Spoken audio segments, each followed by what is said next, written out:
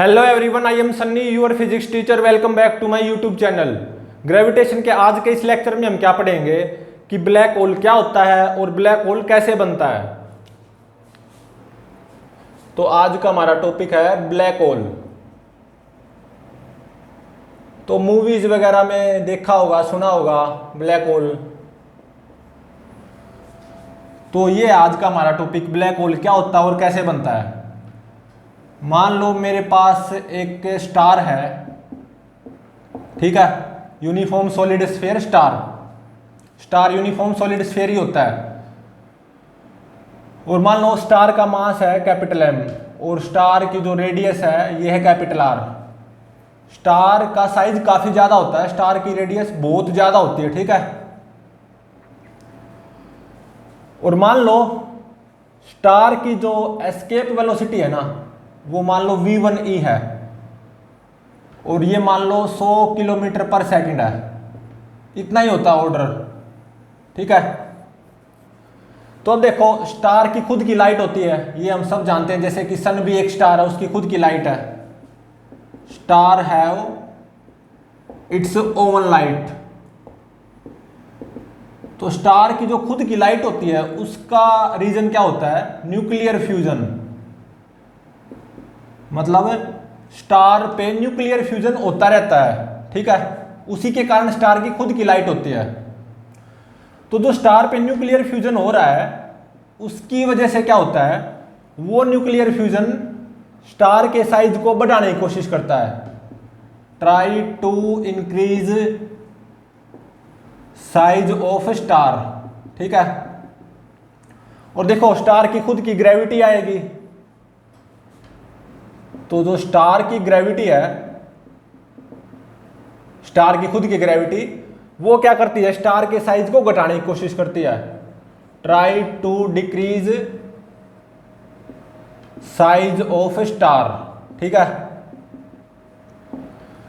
तो अब देखो, ये स्टार है, इसकी खुद की लाइट है। इसका रीजन क्या है? स्टार पे न्यूक्लियर फ्यूजन होता है। न्यूक्लियर फ्यूजन स्टार के साइज को बढ़ाने की कोशिश करता है और जो स्टार की खुद की ग्रेविटी आएगी वो स्टार के साइज को घटाने की कोशिश करेगी।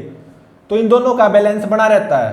तो मतलब स्टार साइज स्टेबल रहता है, मतलब स्टार की रेडियस आर ही रहेगी। तो अब देखो, स्टार की एक लाइफ होती है, हालांकि काफी काफी काफी ज्यादा लाइफ होती है स्टार की, लेकिन स्टार की डेथ होनी तय होती है। और स्टार की डेथ कब होती है? जब स्टार पे न्यूक्लियर फ्यूजन स्टॉप हो जाता है। व्हेन न्यूक्लियर फ्यूजन स्टॉप, तो स्टार की क्या हो जाती है? डेथ हो जाती है। तो मान लो स्टार की लाइफ टाइम खत्म होगी, न्यूक्लियर फ्यूजन स्टॉप हो गया, तो स्टार की डेथ होगी। तो अब क्या होगा? स्टार की खुद की ग्रेविटी के कारण स्टार का साइज कम होगा। स्टार साइज विल डिक्रीज, ठीक है। मतलब स्टार की रेडियस कम होती जाएगी।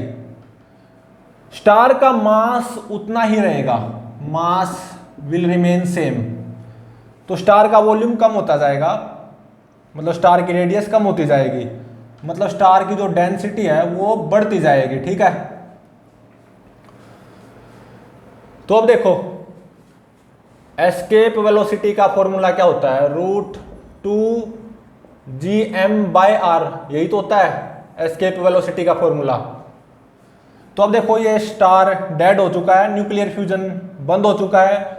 तो due to gravity of star का साइज कम होता जाएगा, स्टार की रेडियस कम होती जाएगी, स्टार का मास उतना ही रहेगा, मतलब स्टार की डेंसिटी बढ़ती जाएगी, ठीक है।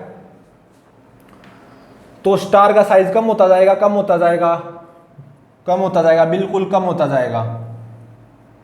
तो मान लो ये स्टार इस साइज में पहुंच गया, ये रेडियस है मान लो r0, ठीक है। तो देखो, स्टार का मास तो सेम रहेगा और जब ये स्टार की डेथ हो जाएगी तो due to gravity of star की रेडियस कम होती जाएगी, तो एस्केप वेलोसिटी बढ़ती जाएगी। मतलब जब स्टार डेड हो गया तो स्टार का वॉल्यूम कम होता जाएगा, स्टार का साइज कम होता जाएगा, स्टार की रेडियस कम होती जाएगी, तो एस्केप वेलोसिटी बढ़ती जाएगी। तो एक ऐसा टाइम आएगा जब ये एस्केप वेलोसिटी बढ़ती बढ़ती स्पीड ऑफ लाइट से भी ज्यादा हो जाएगी, ठीक है। तब ब्लैक होल का जन्म होगा, स्टार की डेथ होगी और due to gravity of star, star का साइज कम होता गया, स्टार का मास उतना ही रहेगा, तो स्टार की रेडियस कम होती गई, तो एस्केप वेलोसिटी बढ़ती गई। तो एक ऐसा टाइम आएगा साइज घटता घटता जो एस्केप वेलोसिटी है ना वो लाइट की स्पीड से ही ज्यादा हो जाएगी, तब ब्लैक होल का जन्म होगा, ब्लैक होल बोर्न होगा, ठीक है। मान लो स्टार डेड हो गया, स्टार की रेडियस कम होती गई, एस्केप वेलोसिटी बढ़ती गई, तो स्टार की रेडियस कम होती होती मान लो R0 तक पहुंच गई, और मान लो यहां पे एस्केप वेलोसिटी V0 e ये मान लो 3 × 10⁸ मीटर पर सेकंड से ज्यादा होगी, मतलब स्पीड ऑफ लाइट से ज्यादा होगी। तो अब ये ब्लैक होल बन गया, ठीक है। अब ये क्या बन गया, ब्लैक होल, ठीक है। तो देखो मान लो ये है इनफाइनाइट डिस्टेंस, मतलब ब्लैक होल की ग्रेविटेशनल फील्ड इस दायरे में है, बस यहां पे कोई ग्रेविटेशनल फील्ड नहीं है ब्लैक होल की, ठीक है। तो अब देखो सनलाइट एंटर करेगी, बिल्कुल करेगी, ठीक है, सनलाइट, लेकिन ये एस्केप नहीं कर पाएगी क्योंकि इस ब्लैक होल की एस्केप वेलोसिटी लाइट की स्पीड से भी ज्यादा होती है, तो ये लाइट एस्केप नहीं कर पाएगी। सनलाइट विल नॉट एस्केप, मतलब ये सनलाइट बाहर नहीं निकल पाएगी इस ब्लैक होल की ग्रेविटेशनल फील्ड से, क्योंकि जो ब्लैक होल का ग्रेविटेशनल पुल है वो बहुत ज्यादा खतरनाक होता है। Gravitational pull of black hole वो क्या होता है, डेंजरस होता है। यहीं से पता चल रहा है ब्लैक होल की देखो एस्केप वेलोसिटी लाइट की स्पीड से ज्यादा है, तो इवन लाइट ही एस्केप नहीं कर पाएगी, ठीक है। लाइट एंटर जरूर करेगी सनलाइट, लेकिन वो बाहर नहीं निकल पाएगी, ठीक है। और देखो इस ब्लैक होल की ग्रेविटेशनल फील्ड इस दायरे में है, यहां पे ब्लैक होल की कोई ग्रेविटेशनल फील्ड नहीं है, तो मान लो यहां पे कोई इंसान है, ठीक है। तो इस इंसान को यहां पे बिल्कुल अंधेरा दिखाई देगा। वो कैसे, देखो हम किसी चीज को कब देख पाते हैं, जब उस चीज पे लाइट इंसिडेंट हो और रिफ्लेक्ट होके हमारी आंखों में पड़े। तो यहां पे लाइट पहुंची लेकिन ब्लैक होल से बाहर नहीं निकल पाई, तो क्या हम इसको देख पाएंगे, नहीं देख पाएंगे, हमें बिल्कुल ब्लैक ब्लैक नजर आएगा, ठीक है। We can not see black hole, नाम से ही पता चल रहा है ब्लैक होल, ब्लैक मतलब अंधेरा, काला। तो जब हम इसकी ग्रेविटेशनल फील्ड के बाहर हैं तो ऑब्वियसली हम यहीं पे रहेंगे, लेकिन इसको देख नहीं पाएंगे, हमें बिल्कुल ब्लैक ब्लैक अंधेरा नजर आएगा, क्योंकि लाइट बाहर नहीं निकली ना, और वो निकल भी नहीं सकती लाइट बाहर, क्योंकि ब्लैक होल की एस्केप वेलोसिटी वो लाइट की स्पीड से ही ज्यादा होती है, ठीक है।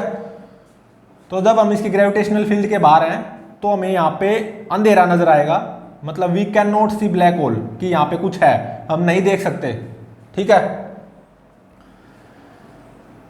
लेकिन मान लो बाय चांस हम इसकी ग्रेविटेशनल फील्ड में अनजाने से एंटर कर गए, तो ये ब्लैक होल हमें खींचेगा, बिल्कुल ग्रेविटेशनल पुल, ग्रेविटेशनल फोर्स आएगा हम पे, तो हम यहां पे आके पड़ेंगे इसकी सरफेस पे। तो अब देखो अंदर तो लाइट है ना, लाइट एंटर कर रही है लेकिन एस्केप नहीं कर पा रही, ब्लैक होल की ग्रेविटेशनल फील्ड से बाहर नहीं निकल पा रही, लाइट, लेकिन अंदर तो लाइट है। जब हम इसकी मतलब ब्लैक होल की सरफेस पे पहुंच जाएंगे ना, तो अंदर तो लाइट है ना, तो हम यहाँ पे अंदर सब कुछ देख सकते हैं। अंदर हमें लाइट दिखाई देगी, लाइट की वजह से सब कुछ दिखाई देगा। इस ब्लैक होल की सरफेस पे सब कुछ दिखाई देगा क्योंकि अंदर तो लाइट है।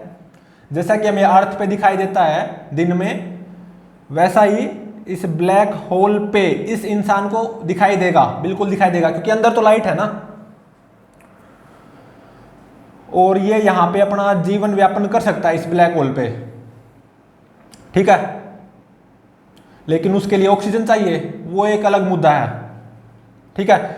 लेकिन अब ये यहाँ पे पहुंच गया ब्लैक होल की सरफेस पे। क्या किया था इसने, अनजाने में एंटर कर गया था ब्लैक होल की ग्रेविटेशनल फील्ड में, और फिर ब्लैक होल की ग्रेविटी ने इसको खींच लिया, तो यहाँ पे हिट कर गया ब्लैक होल की सरफेस पे।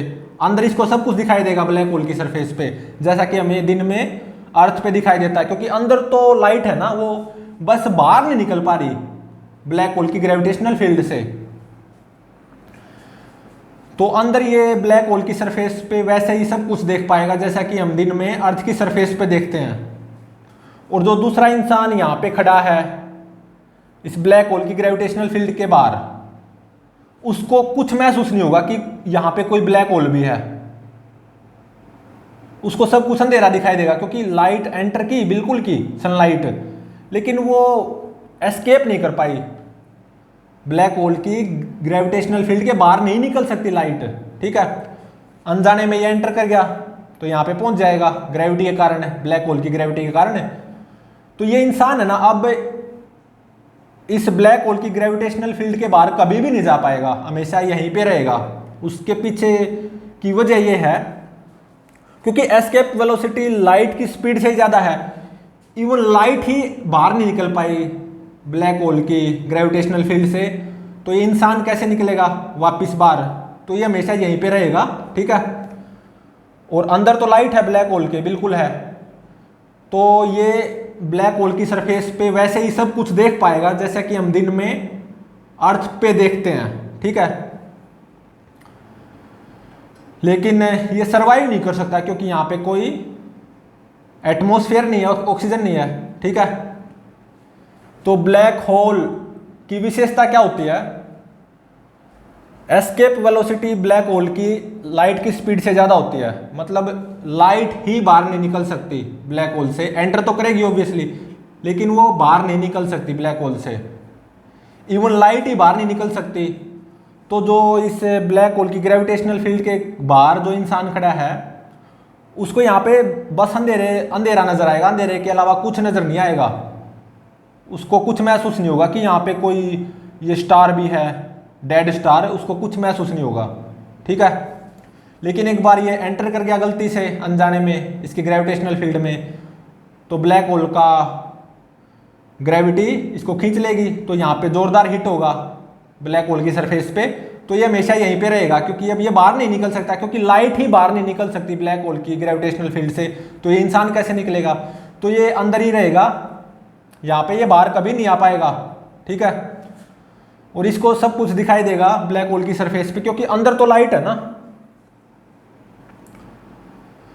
लेकिन ब्लैक होल की ग्रेविटेशनल फील्ड के बाहर जो इंसान है उसको कुछ ऐसा नजर नहीं आएगा कि यहाँ पे कोई डेड स्टार है, उसको बस अंधेरा नजर आएगा क्योंकि लाइट एंटर तो कर रही है लेकिन वो बाहर नहीं निकल पा रही, ठीक है।